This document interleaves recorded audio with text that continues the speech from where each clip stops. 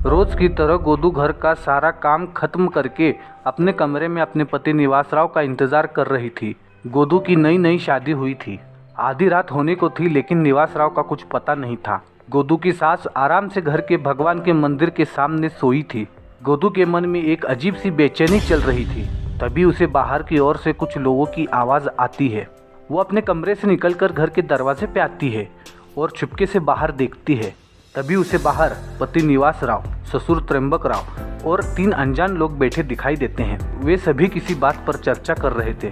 गोदू उनकी बातें सुनने का प्रयास करती है, पर कुछ सुनाई नहीं देता। गोदू थक हार कर वापस अपने कमरे की तरफ जाने ही वाली थी कि उसके कानों पर कुछ भयंकर शब्द पड़ते हैं। कल की होली शिवाजी की आखिरी होली होगी।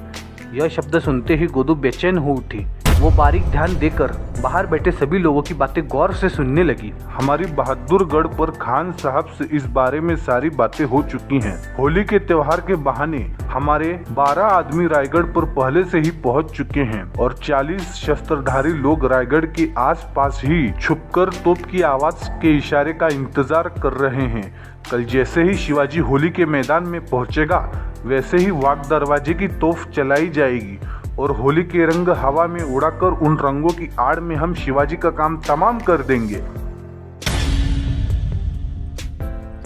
तब तक तोप की आवाज सुनकर रायगढ़ के बाहर के 40 शस्त्रधारी लोग अंदर आकर रायगढ़ और सारे मराठे सैनिकों का खात्मा कर देंगे। ये कहकर त्र्यंबक राव जोर जोर से हंसने लगा। यह सुनकर तो जैसे गोदू के शरीर से प्राण निकल गए।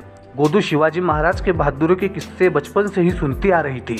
उसे वो रात याद आती है जब पुणे के पास का कोंढाना किला तानाजी मालुसरे ने अपना बलिदान देकर जीता था। उस समय खुद शिवाजी महाराज तानाजी मालुसरे के मृत शरीर को खांदा देते हुए उमरठ जा रहे थे।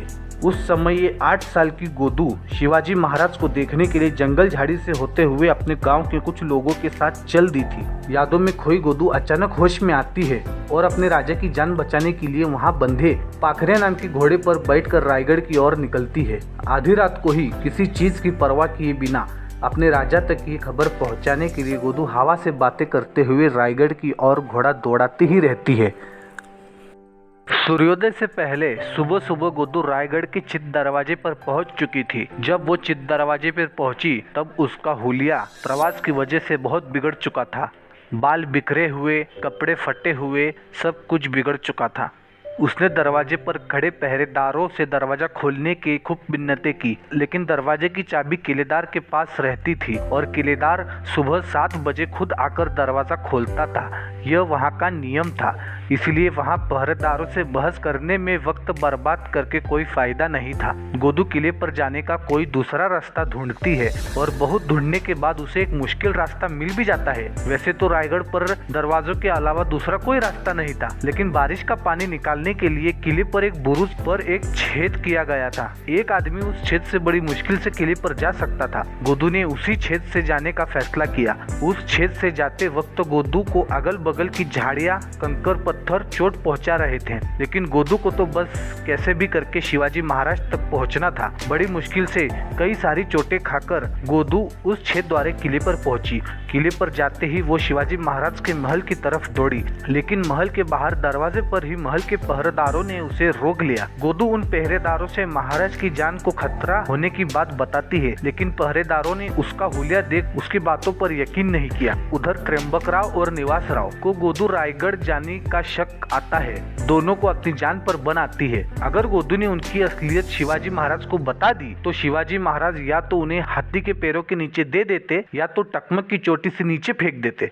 टकमक की चोटी एक पहाड़ की चोटी है, वहां से अपराधी को नीचे फेंकने की सजा को कड़ेलोट कहा जाता है। गोदू के शिवाजी महाराज के पास पहुंचने से पहले रास्ते में ही गोदू को पकड़ने हेतु दोनों रायगढ़ के चित दरवाजे तक आ पहुंचे थे। इधर गोदू पहरेदारों से अंदर जाने देने की विनती करती रहती है। तभी वहां सरजा नाम के घोड़े पर बैठ शंभूराजे आते हैं। शंभूराजे दिखने में अपने पिता शिवाजी महाराज से भी सुंदर थे। रेशमी बाल, कोरीव दाढ़ी और मूछें उनकी सुंदरता बढ़ाने का काम कर रही थी। शंभूराजे वहां अपने कुछ सहकारी सहकारी ज्योत्याजी केसरकर, कवि कलश, रायप्पा नाग के साथ वहां आते हैं। तभी गोदू भागती हुई शंभू राजा के पैरों के पास जाकर उन्हें शिवाजी महाराज की जान को खतरा होने के बारे में बताती है। वहां सबके सामने ऐसे गंभीर विषय पर चर्चा करना शंभू राजे को कुछ ठीक नहीं लगा। उन्होंने अपने एक सहकारी को गोदू को उनके महल में लाने को कहा और शंभू राजे अपने महल की ओर चल दिए। शंभू राजे अपने महल में पहुंचकर गोदू की बातें सुनने लगे। तभी वहां शंभू राजे की पत्नी येसुबाई आती है और वे भी गोदू की बातें सुनने लगती है। उधर त्र्यंबक राव और निवास राव गोदू का पीछा करते करते शिवाजी महाराज के महल के दरवाजे तक आ पहुंचे थे। तभी वो वहां खड़े एक पहरेदार से गोदू के बारे में पता करते हैं। गोदू को शंभू राजे अपने महल ले गए हैं। ये पता चलते ही दोनों पिता पुत्र कांपने लगे। अब गोदू शंभू राजे को सब कुछ बता देगी और उन्हें सजाए मौत दी जाएगी। तभी वहां लोगों की भीड़ जमने लगती है। होली का दिन था। हर होली पर रायगढ़ पर मानो जैसे मेला ही लगता है। शिवाजी महाराज भी वहां होली के कार्यक्रम में सहभागी होते हैं। जगदीश्वर के दर्शन के बाद कार्यक्रम की शुरुआत होती है। उसी त्योहार को मनाने के लिए लोग शिवाजी महाराज का इंतजार कर रहे थे। तभी त्र्यंबक राव को अपनी असलियत छुपाने और शंभू राजे को बदनाम करने की एक युक्ति सूझती है। वो उस भीड़ के सामने जोर जोर से चिल्लाने लगता है, इस बूढ़े गरीब की बहू को शंभू राजे भगाकर लाए हैं। कोई इस गरीब को न्याय देगा यहाँ? यह सुनकर निवास राव भी उसकी हाँ में हाँ मिलाता है और शंभू राजे को बदनाम करता है। तभी एक सिपाही त्र्यंबक राव से कहता है, ए बूढ़े, क्या बक रहा है? तेरे पास क्या सबूत है? त्र्यंबक राव जोर से चिल्लाते हुए कहता है, तो जाओ, जाके देखो शंभू राजे के महल में दोनों वहीं मिलेंगे। तभी वहां प्रहलाद निराजी, शिवाजी राज्य के न्यायाधीश, वहां आते हैं और मामला समझकर शिवाजी राज्य के महल में जाते हैं। बाहर चल रहा तमाशा वे शिवाजी महाराज को बताते हैं। तब महाराज त्र्यंबक राव और निवास राव को अंदर बुलाते हैं और उनकी शिकायत सुनते हैं। कभी किसी के सामने न झुकने वाला सिर उस दिन शर्म से झुक गया था। शिवाजी महाराज ने अपने जज्बातों पर काबू कर उन्हें होली के त्योहार का कार्यक्रम होने के बाद सुनवाई का काम होगा कहकर बाहर जाते हैं और त्र्यंबक राव और निवास राव दोनों को वहीं ठहरने का आदेश देते हैं। बाहर जाते जाते शिवाजी महाराज की नजर वहां खड़े काजी मुल्ला साहिब पर पड़ती है। वे उन्हें पास बुलाकर कान में कुछ कहते हैं और बाहर चले जाते हैं। रायगढ़ की वो होली बदनामी के रंग में रंग चुकी थी। उस दिन उस होली के शानदार कार्यक्रम में किसी का भी मन नहीं लग रहा था। रायगढ़ पर चारों तरफ सभी का ध्यान इसी खबर पर था। सभी मेहमान और वहां कार्यक्रम में शामिल होने आई प्रजा आपस में शंभू राजे के बारे में मन में आए वो बोल रहे थे। राजकुमार की ये हिम्मत, पराई औरत को घोड़े पर उठाकर रायगढ़ पर लाए, वो भी दिन दहाड़े शिवाजी महाराज के यहाँ होते हुए। चलता है, ये सब प्राचीन काल से चलता आ रहा है। राजा महाराजा अपने शौक किसी भी कीमत पर पूरा करते हैं, उसमें क्या? दूसरा आदमी बोलता है। वो कार्यक्रम कैसे वैसे पूरा हुआ। सूर्यास्त होने जा रहा था। सिंहासन पर बैठे शिवाजी महाराज चिंताग्रस्त दिख रहे थे। जल्द से जल्द संभाजी राजे को हमारे सामने हाजिर होने को कहो। इन शब्दों में शिवाजी महाराज ने शंभू राज्य तक खबर भिजवाई। वहां दरबार में त्र्यंबक राव और निवास राव ने लाचार और मजबूर होने का ढोंग बनाए रखा था। तभी वहां शेर की तरह शंभू राजे प्रवेश करते हैं। दरबार में शिवाजी महाराज और शंभू राजे एक दूसरे की ओर देख रहे थे। शिवाजी महाराज की आंखें क्रोध से लाल थी। दरबार में यह दृश्य देख उपस्थित सभी की सांसें रुक सी गई थी। शंभू राजे के बचपन के दोस्त रायप्पा महार और ज्योत्याजी केसरकर भी अत्यंत दुखी थे। उसी बीच येसुबाई और उनके पीछे पीछे गोदू भी दरबार में आती है। अपरिचित गोदू को देखते ही शिवाजी महाराज ने उसी पर शंभू राजे ने जबरदस्ती की होगी ऐसा अंदाज मन ही मन लगाया। लेकिन येसुबाई उस युवती से इस तरह व्यवहार कर रही थी कि जैसे कुछ हुआ ही नहीं। ये देख महाराज एक अजीब सी उलझन में पड़ गए। महाराज अपनी बहू येसुबाई से सीधा सवाल करते हैं कि बहू रानी, इधर आने का कारण? लेकिन येसुबाई महाराज के सामने कुछ बोल नहीं पाई। यह देख महाराज ऊंचे स्वर में कहते हैं कि बहू रानी, या तो आप इस मामले से बेखबर है या तो पति प्रेम की वजह से तुम्हें शंभू राजे का अपराध नजर नहीं आ रहा। लेकिन इस तरह शंभू राजे की बढ़ती बुरी हरकतें और अपराधों पर एक पिता पर्दा डाल सकता है, लेकिन एक राजा को अपना राजदंड भूलकर कैसे चलेगा? अपने पिता के शब्दों पर शंभू राजे का सिर झुक जाता है। मौके का फायदा उठाते हुए कपटी त्र्यंबक राव और निवास राव महाराज से न्याय की गुहार लगाते हैं। महाराज क्रोध भरी नजरों से शंभू राजे की ओर देखते हुए कहते हैं, बदनसीबी, केवल बदनसीबी। आज स्वराज्य में किसी स्त्री की इज्जत सुरक्षित नहीं है, ये अपनी ही प्रजा कहने लगे हैं, तो इससे बड़ी बदनसीबी और क्या होगी शंभू। शंभू राजे पर इस तरह झूठा आरोप लगाते देख गोदू को रहा नहीं गया। वो पूरा साहस जोड़कर महाराज के पैरों में जा गिरती है और उन्हें सब बता देती है। वो कहती है, मेरे ससुर और मेरे पति ने आज होली के कार्यक्रम की भीड़ का फायदा उठाकर आपको मारने की साजिश रची थी। इस पर शिवाजी महाराज हंस पड़े और कहने लगे, हमें मारने की साजिश, वो भी रायगढ़ पर। एक चींटी भी हमारे सिपाहियों की नज़रें से नहीं बचती यहाँ। उतने में त्रिंबकराव कहते हैं, देखो देखो महाराज, कैसे शंभू राजे ने इस पर प्रेम का जादू किया है। रंग तो उन्होंने उड़ाया, पर इज्जत हम गरीब की उड़ रही है। उतने में वहाँ अन्नाजी दत्तोपंत आते हैं, जो दिखने में थोड़े भारी शरीर के थे। वे महाराज के अष्टप्रधानों में से एक थे। 2 साल पहले की बात है। अन्नाजी पंत की बेटी हंसा शादी के बाद पहली बार अपने मायके आई थी। तब वो किसी कारण से रायगढ़ पर आई थी, लेकिन रोते बिलखते वापस आई और 2-3 दिन बाद उसका मृत शरीर वहाँ के एक कुएं में मिलता है।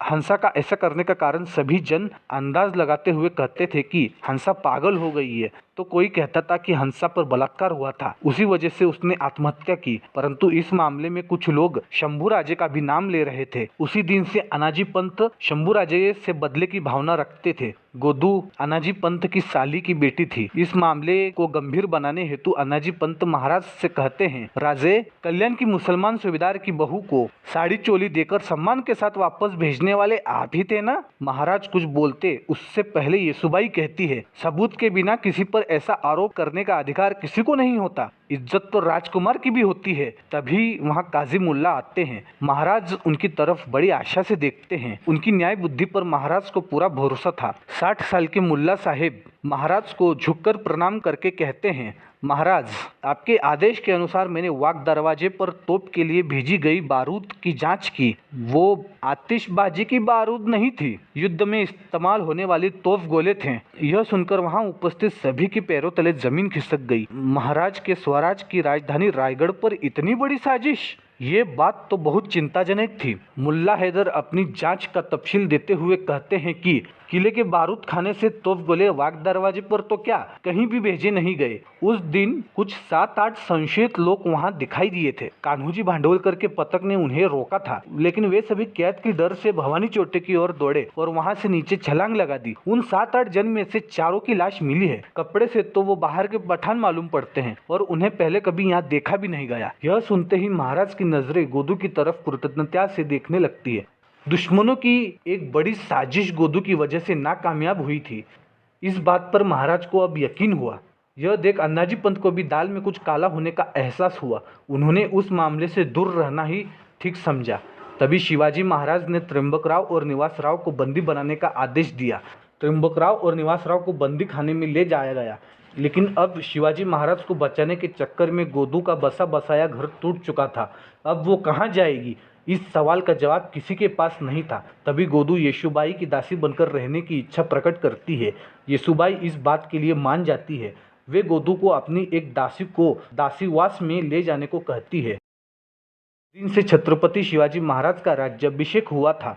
उस दिन के बाद से शंभू राजे पर ऐसे घिनौने आरोप बार बार लगते रहते थे। इसी बात का फायदा उठाते हुए बदले की भावना से महाराज और शंभू राजे के बीच की दूरियां बढ़ाने का काम अन्नाजी पंत किया करते थे। शिवाजी महाराज के स्वराज्य निर्मिति में अन्नाजी पंत का बरसों का साथ था। हंसा और कुछ राजनीतिक कारणों की वजह से अन्नाजी पंत शंभू राजे को पसंद नहीं करते थे। उस दिन महादरवाजे पर शंभू राजे के बचपन के मित्र रायप्पा और हमेशा के पहरेदार पहरेदारी कर रहे थे। तभी वहाँ एक सजी हुई पालकी आती है। उसमें भास्कर ठाकुर और 2 फिरंगी सवार थे। उन्हें देखते ही पहरेदारों के सूबेदार ने उन्हें हाथ के इशारे से अंदर जाने को कहा। वे अंदर जाने ही वाले थे कि रायप्पा उन्हें रोकते हुए अपनी जोरदार आवाज में पूछता है, कौन हैं आप लोग और कहाँ जा रहे हैं? जाने दे रे रायप्पा, गोवेकर वकील रामजी ठाकुर के आदमी है वे लोग। उन्हें अन्नाजी पंत से मिलना है। सूबेदार को शायद उनके आने की खबर पहले से ही थी, लेकिन सूबेदार की बातों का रायप्पा पर कुछ असर नहीं होता है और कहने लगता है, वकील के आदमी है तो उन्हें राजा से मिलना चाहिए, ना कि अन्नाजी पंत से। मगर उन्हें अन्नाजी पंत से ही मिलना हो तो? लेकिन वैसा आदेश भी तो कहाँ आया है सूबेदार? रायप्पा क्यों बात बढ़ा रहा है? तुझे तो मालूम है ना कि महाराज किले पर नहीं है आज। फिर राजकुमार से क्यों नहीं मिलते? सूबेदार ने रायप्पा को समझाने की बहुत कोशिश की, लेकिन फेल। भले रायप्पा सादा सुदा बंदा था, पर वो आदमी का चेहरा पढ़ने में माहिर था। पुर्तगीज वायसराय के वकील चोरी छुपे कुछ गहने लाए थे, और वो भी सचिव अन्नाजी दत्तो के लिए। ये बात उसे बड़ी शंकाजनक लगी। उसने गोवेकर के आदमी को वहीं रोक कर रखा और शंभूराजे तक खबर पहुंचाई। शंभूराजे ने उन लोगों को अपने पास बुलवाया। रायप्पा फौरन उन लोगों को शंभूराजे के पास लेकर गया। शंभूराजे ने भास्कर ठाकुर से कड़े शब्दों में सीधा सवाल किया, सच बताओ, किसका माल है इस सिंदूक में?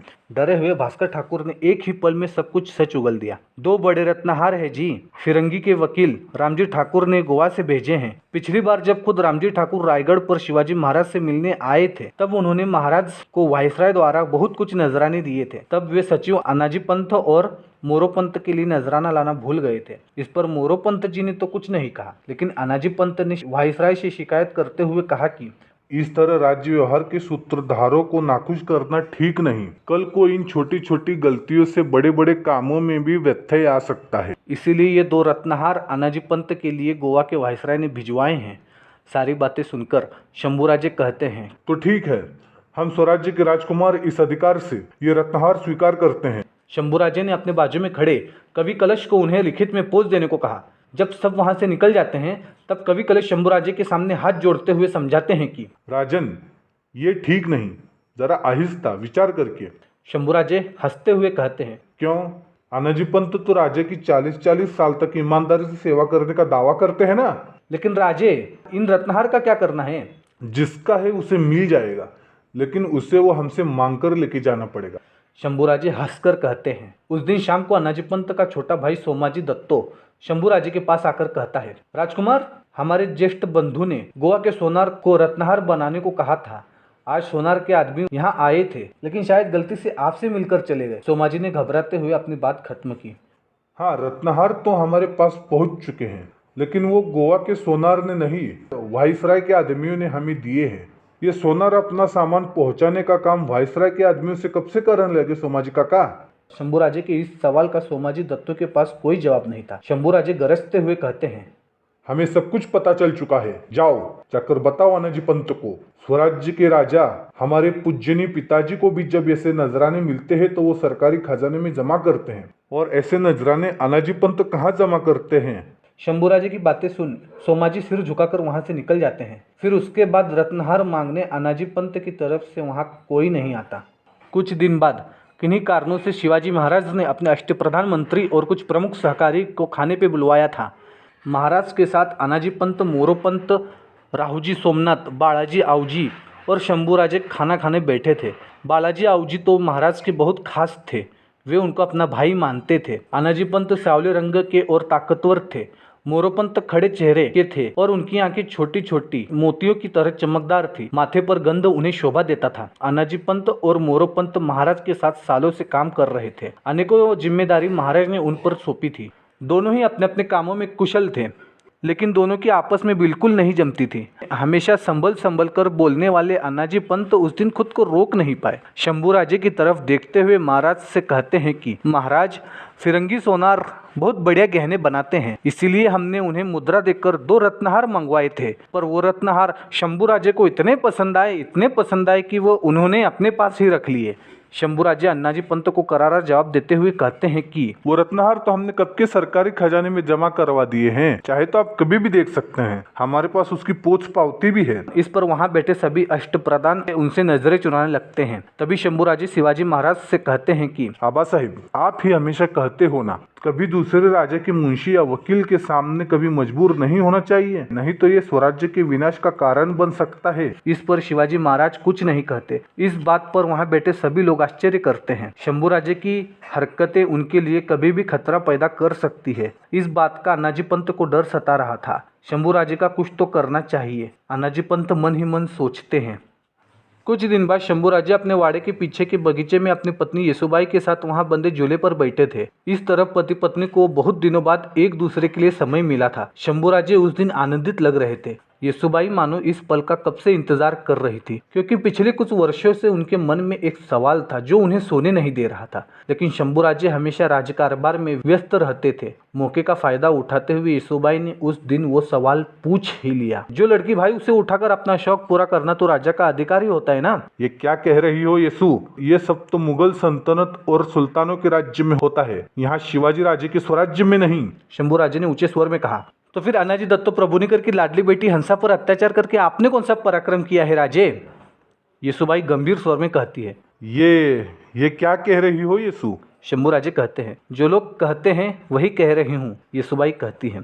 गुस्सेल शंभुराजे उस दिन येसुबाई के इन शब्दों के हमलों से घायल हो चुके थे। एक समय था, जो रुतबा, जो दहशत, जो आदर शिवाजी राजे की माता जीजाबाई के शब्दों का था, जीजाबाई के जाने के बाद वही रुतबा, वही दहशत, वही आदर येसुबाई के शब्दों को अपने आप मिलता था। येसुबाई शंभुराजे से उम्र में साल 1.5 साल छोटी थी, परंतु उनके कर्तव्य दक्ष, स्नेहमय और सर्वसमावेशक व्यक्तिमत्व ने तो एक अलग ही ऊंचाई छू ली थी। पतली येसुबाई इतनी सुंदर थी कि वो रायगढ़ की रानीवास का एक आकर्षण बिंदु थी। शंभुराजे की माता सोयराबाई के साथ उनकी अन्य माताएं भी वहीं रहती थी, परंतु येसुबाई जैसा आदर और रुतबा किसी को नहीं मिलता था। संगमेश्वर के पास कुछ ही दूरी पर पर्वतों के बीच श्रृंगारपुर गांव बसा था। वहाँ के सूर्यराव सुर्वे खुद को वहाँ का शहंशाह मानते थे। दाभोळ और संगमेश्वर, ये 2 बड़े बंदरगाह उन्हीं के कब्जे में थे। सो के आसपास बड़े जहाज उन्होंने बनवाए थे, उसमें से कुछ जबरदस्ती दूसरों से छीने थे। उसी कारण रत्नागिरी, दाभोळ से हरिहरेश्वर तक समुद्र पर उन्हीं का राज्य चलता था। खासकर मक्का मदीना जाने वाले यात्रियों को और परदेशी जहाजों को लूटना सूर्यराव सुर्वे का मुख्य काम था। ये सूर्यराव सुर्वे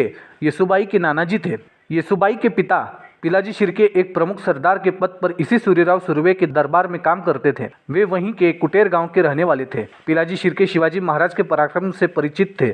महाराज जब स्वराज्य की स्थापना कर रहे थे, तब मात्र महाराष्ट्र के मुगल और प्रतिष्ठित मराठों ने उनका कड़क विरोध किया था। ये प्रतिष्ठित मराठे अपने आप को जाति के मामले में शिवाजी महाराज से श्रेष्ठ बताते थे और उधर मुगलों के तलवे चाटते थे। उन्हीं में से सूर्यराव सुर्वे भी थे। वे शिवाजी महाराज के विरोध में जावड़ी के मोरे से जा मिले थे। जब सिद्दी जोहर ने पन्हाला को घेरा था, तब इसी सूर्यराव सुर्वे ने सिद्दी जोहर की मदद की थी। कुछ वर्षों पहले महाराज कोकण की मुहिम पर जा रहे थे, तब सूर्यराव सुर्वे के पिछले सारे गुनाह माफ कर उसे सुधरने का एक मौका भी महाराज ने दिया था। लेकिन कुत्ते की दुम कभी सीधी नहीं होती। उसी तरह ये सूर्यराव सुर्वे कहाँ सुधरने वाला था। शिवाजी महाराज उधर कोकण मुहिम पर गए और इधर सूर्यराव सुर्वे ने महाराज के पीठ पीछे महाराज के पतक को बहुत परेशान किया। इस बात की शिकायत जब महाराज को मिली, तब उन्होंने खुद सूर्यराव सुर्वे को पालनवन गांव में मिलने के लिए बुलाया, परंतु सूर्यराव सुर्वे वहां नहीं जाते हैं। उस स्वराज्य के दुश्मन से तो शिवाजी महाराज भी परेशान थे। और फिर क्या था, एक दिन गुस्से में आकर शिवाजी महाराज ने श्रृंगारपुर पर आक्रमण कर दिया। तब महाराज के सूर्यराव तक पहुंचने से पहले वो डर के मारे अपना राज्य छोड़कर भाग गया था। सूर्यराव की गद्दारी पर महाराज इतने गुस्से में थे कि उन्होंने सूर्यराव का सिंहासन लात मारकर गिरा दिया था। महाराज सूर्यराव की संपत्ति पर छापा मार रहे थे, तभी 7-8 साल की मासूम येसुबाई पर्दे के पीछे से छुप छुप कर शिवाजी महाराज को देख रही थी। अपने नानाजी भाग गए, ये बात तो उन्हें बुरी लगी, लेकिन उनके पिताजी पिलाजी शिर्के वहां साहस से खड़े थे। सूर्यराव की संपत्ति को गिना जा रहा था। महाराज के सेवक सोना चांदी के बर्तन हंडे बांध रहे थे, तब महाराज वहां देख रेख कर रहे थे। लेकिन उन बर्तनों की सुंदरता और स्वच्छता देख वे बोले, ऐसी संपत्ति तो हमने बहुत देखी है, लेकिन ऐसी स्वच्छता हमने कहीं नहीं देखी। जरूर ये किसी समझदार स्त्री की देखरेख का कमाल है। इस पर वहां खड़े पिलाजी शिर्के कहते हैं, ये कमाल मेरी पुत्री येसु का है महाराज। महाराज दूसरे दालन में प्रवेश करते हैं। तभी वहां छोटी येसु नौकरों को कांच का सामान कैसे बांधा जाता है ये सिखा रही थी। तभी महाराज धीरे से येसु के सिर पर हाथ रखते हैं और उसके पिता पिलाजी शिर्के से कहते हैं कि आपके ससुर सूर्यराव सुर्वे पर हमें बहुत गुस्सा था, लेकिन आपकी इस पुत्री ने तो दिल जीत लिया। हमें सूर्यराव की ये संपत्ति नहीं चाहिए, हमें ये येसु चाहिए। हम इसे अपनी बहू बनाना चाहते हैं। ऐसी गुणी लड़की हमें और कहीं नहीं मिलेगी। पिलाजी शिर्के महाराज की बातें सुन खुद को धन्य मानते हुए उनकी बात मान जाते हैं। उन 2-3 दिनों में बहुत कुछ घटित हुआ था। महाराज ने येसुबाई का विवाह शंभुराजे से तय कर दिया था, लेकिन पिलाजीराव के घर के संस्कार को ध्यान में रखते हुए उन्होंने अपनी पुत्री नानाबाई उर्फ राजकुंवर का विवाह पिलाजी शिर्के के पुत्र गनोजी शिर्के के साथ तय कर दिया। पिलाजी शिर्के ने कभी मगरूर सूर्यराव की आदतों को अपने पर कोई प्रभाव नहीं पड़ने दिया। पिलाजी अपने दोनों बच्चों को केशव पंडित और पंडित रघुनाथ इन विद्वानों के विचारों और सीख देते थे। गनोजी को तो उसमें कुछ रुचि नहीं थी, लेकिन येसुबाई मन लगाकर शिक्षण लेती थी। रायगढ़ पर पाठशाला में एक ही साथ शंभुराजे और येसुबाई पाठ सीख रहे थे। धर्मपत्नी से पहले ही शंभुराजे के लिए येसुबाई बालमैत्रिन बन चुकी थी। उसी कारण दोनों एक दूसरे को अच्छे से जानने लगे थे। आज अचानक येसुबाई हंसा के बारे में पूछने लगी थी। एक तरफ कर्तव्य दक्ष प्रजापालन युग प्रवर्तक ससुर शिवाजी महाराज थे और दूसरी तरफ एक जवान खून लेकर जंगली शेरों और दरबार के वरिष्ठ अधिकारियों से निर्डरता से उलझने वाले शंभूराजे। दोनों के स्वभाव एक दूसरे से विपरीत थे, लेकिन दोनों की कमजोरी येसुबाई थी। ऐसे में हंसा के बारे में अगर कोई और पूछता तो शंभूराजे उसके मुंह पर एक मुक्का मारकर उसका मुंह बंद कर देते, लेकिन येसुबाई के लिए शंभूराज के हृदय में एक अलग ही स्थान था। इसी वजह से शांतिपूर्ण जवाब देते हुए शंभूराजे कहते हैं कि लोग कहते हैं कि हम हमारे पिताजी शिवाजी महाराज से भी सुंदर दिखते हैं, लेकिन ये सुंदरता ही हमारे लिए श्राप बन जाएगी, ये किसे पता था। अगर हंसा या कोई भी युवती हमें पसंद आती तो हम उस पर जबरदस्ती नहीं करते, सीधे उससे विधिवत विवाह कर लेते। क्या रायगढ़ पर एक और रानी के महल के लिए जगह नहीं है क्या? लेकिन हंसा तो एक तरफी प्रेम की शिकार थी, उसमें हमारा क्या दोष था? येसुबाई शंभूराजे की बातें गौर से सुनने लगती है। तभी किसी काम से वहां आई गोदू के कान पर भी हंसा का नाम पड़ता है। गोदू वहीं दीवार के पीछे छुपकर उनकी बातें सुनने लगती है। शंभूराजे आगे कहते हैं, येसु, हंसा तो जिधर देखो उधर हमारा पीछा करती थी। वो दिखने में सुंदर थी। हम जब छोटे थे तब अनाजी काका की वो छोटी हंसा हमारे साथ खेल खेलने आती थी। हमने उसे कभी पीठ पर उठाकर तो कभी घोड़ा बनकर उसे खिलाते थे, लेकिन देखते ही देखते हंसा अब जवान हो चुकी थी। तब हम खुद ही उसे टालने लगे, जैसे हमें भविष्य का आभास हो गया था। अनाजी पंत को शिवाजी महाराज अपने बड़े भाई की तरह मानते थे। हंसा का यूं हमारे पीछे पागल रहना अनाजी पंत को भी पता था, इसलिए उन्होंने जल्द से जल्द हंसा का विवाह कर दिया। लेकिन जब विवाह के बाद वो पहली बार अपने मायके आई थी तब वसंत पंचमी का वो दिन था। दोपहर के वक्त बाजू के महल में सारी स्त्रियां इकट्ठा हुई थी।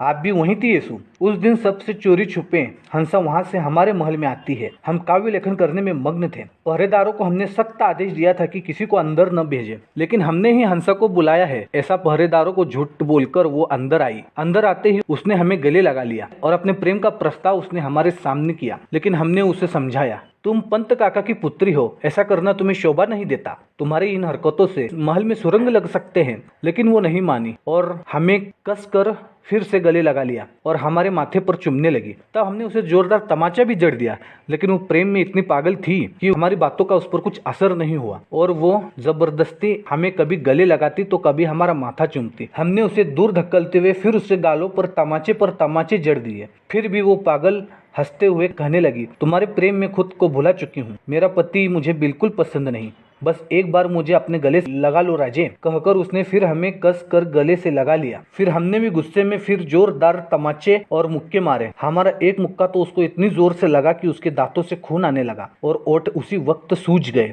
हमारा उसके प्रेम को कड़क विरोध था। यह देख वो रोने लगी और कहने लगी, मैं 3 दिन तक तुम्हारे होकार का इंतजार करूंगी, अन्यथा चौथे दिन तुम्हें मेरी लाश मिलेगी। यह कहकर वो हमारे महल से रोते बिलखते और जख्मी अवस्था में बाहर निकलती है। तभी उसे उस अवस्था में हमारे महल के बाहर निकलते हुए उसकी माँ देख लेती है और हमने उस पर अत्याचार किया ऐसा उन्हें लगा।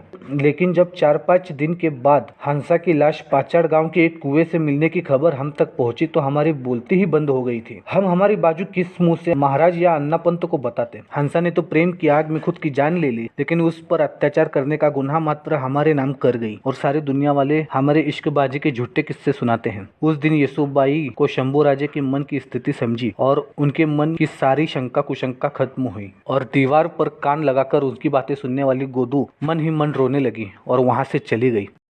एक दिन रायप्पा अपने घोड़े पर बैठ बाजार जाता है। बाजार में उसने लोगों की कानाफूसी सुनी। गोदू की हिम्मत की तो दाद देनी पड़ेगी। अपने ही पति के खिलाफ खड़े हुई और उसे बंदीखाने पहुंचा दिया और खुद शंभूराजे पर डोरे डाल रही है। शंभूराजे को तो उसने अपने प्रेम से जीत लिया, परंतु येसुबाई के दिल में भी जगह बना ली। पूरी तैयारी के साथ है ये गोदू। शंभूराजे और गोदू के बारे में चल रही बातें रायप्पा को चुभने लगी। वो सीधे शंभूराजे के पास जाकर सब बता देता है। बाहर लोग शंभूराजे और गोदू के बारे में जो कहते हैं वह सुन शंभूराजे भी चिंतित हुए। उन्होंने शाम को येसुबाई को कहा, गोदू का क्या करना है, कहाँ रहेगी वो, यहीं रहने दो ना, आपको क्या तकलीफ है उस बेचारी से। येसुबाई कहती है, लोग हमारे और गोदू के बारे में अनाप शनाप बोल रहे हैं। शंभूराजे कहते हैं, असलियत तो तुम्हें और हमें पता है ना, फिर किस बात का डर है। येसुबाई कहती है, फिर भी उसकी रहने की व्यवस्था दूसरी जगह करनी होगी। कहाँ जाएगी वो बेचारी, स्वराज्य के राजा के प्राण बचाने के लिए उसने अपना बसा बसाया घर उजाड़ दिया।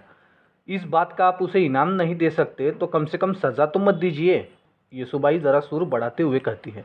इस पर शंभूराजे अपनी बात वापस लेते हैं। कुछ दिन बाद शंभूराजे की बहन राणूबाई अक्का साहिब अपने मायके रायगढ़ आती है। गोदू उन्हें भी पसंद आती है, लेकिन उनके मन में भी शंभूराजे और गोदू को लेकर बेचैनी थी। तब उन्होंने अकेले में गोदू की व्यवस्था दूसरी जगह करने की बात को येसुबाई को समझाया। येसुबाई रानूबाई के समझाने पर मान जाती है। दूसरे दिन शंभूराजे की उपस्थिति में येसुबाई गोदू से कहती है, आगे की जिंदगी के बारे में क्या सोचा है गोदू? क्या सोचना है? पति स्वराज्य का दुश्मन निकला, अब उसका नाम क्यों लेना? येसुबाई, तो दूसरी शादी क्यों नहीं करती? दूसरी शादी तो एक ही से करूंगी। गोदू गलती से मन की बात बोल जाती है। येसुबाई, क्या किसी से प्रेम करती हो? गोदू एक नज़र शंभूराजे की ओर डालती है, फिर उनसे नज़रें हटाकर ऊपर आसमान की ओर देखती है। वो येसुबाई के उस सवाल पर चुप ही रहती है।